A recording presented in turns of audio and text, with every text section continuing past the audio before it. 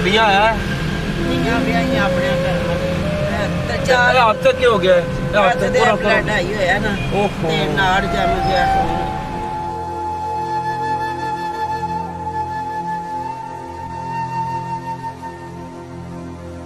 ਤੁਹਾਡੀ ਹਿੰਮਤ ਨੂੰ ਸਲਾਮ ਹੈ ਕਿਤਨੇ ਪੋਤਰੇ ਨੇ 3 ਪੋਤਰੇ 1 ਪੋਤਰੀ 4 ਬੱਚੇ ਨੇ ਜਿਨ੍ਹਾਂ ਵਾਸਤੇ ਮੈਂ ਇੱਥੇ ਬੈਠੀ ਮਕਾਨ ਆਪਣੇ ਨਟਰਾ ਅੱਲਾਹੁ ਅਕਬਰ ਕਿਰਾਏ ਰੋਜ਼ ਤੁਹਾਨੂੰ ਲੰਗਰੇ ਮੁਹੰਮਦੀ ਤੋਂ ਖਾਣਾ ਆਏਗਾ ਖੁਸ਼ ਹੋ ਪੱਕਿਆ ਪਕਾਇਆ ਖਾਣਾ ਆ ਜਾਏਗਾ ਅੱਲਾ ਬੋਤਾ ਅੱਲਾ ਹਾਂ ਅਸਾਂ ਇੱਕ ਵਾਰੀ ਨਹੀਂ ਮਿਲਣਾ ਇਹ ਪੱਕਾ ਤੁਹਾਡਾ ਇੰਤਜ਼ਾਮ ਹੈ ਥੋੜਾ ਨਜ਼ਰਾਨਾ ਅਸਨਾਦ ਭਾਈ ਵਾਸਤੇ ਦੁਆ ਕਰੇ